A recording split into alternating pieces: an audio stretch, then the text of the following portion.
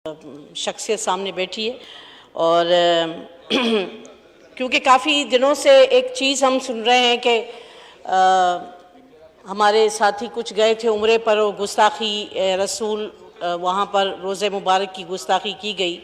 किसी भी सेंस में किसी में हम उस चीज़ की मज़म्मत करते हैं। ये शवाल का महीना है।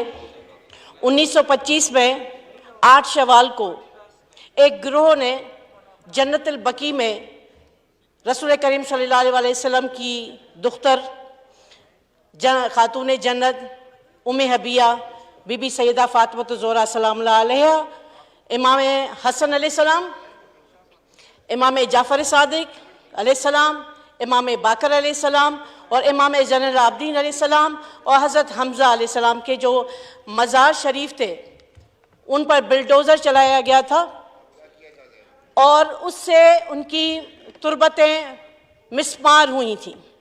ये बहुत बड़ी तकलीफ़ है उन लोगों के लिए जो आले मोहम्मद से मोहब्बत करते हैं। ये बहुत बड़ी तकलीफ़ है उन लोगों के लिए जो कलमा गो हैं, उन लोगों के लिए कि सामने वालिद का रोज़ा हो और सैयदा फातिमा ज़ोहरा की कब्र मिस्मार हो।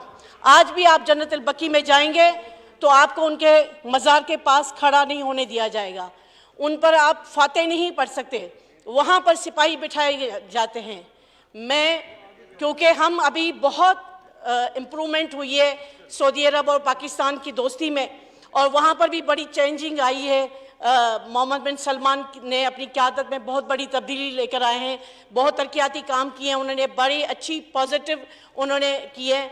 मैं सिर्फ आले मोहम्मद से मोहब्बत करने वालों की तरफ से कलमा गोए पाकिस्तान जो हैं पाकिस्तानी और आले जो नबी करीम सल्लल्लाहु अलैहि वसल्लम से मोहब्बत करते हैं उनकी तरफ से मैं ये सिर्फ वज़ीर आज़म पाकिस्तान से गुजारिश करूँगी कि वो हमारी ये फीलिंग्स वहाँ पहुँचाएँ सऊदी अरब की हुकूमत पर और उन्हें कहें कि वापस सैयदा फातिमा ज़ोहरा का रोज़ा मुबारक बनाने की इजाज़त दी जाए।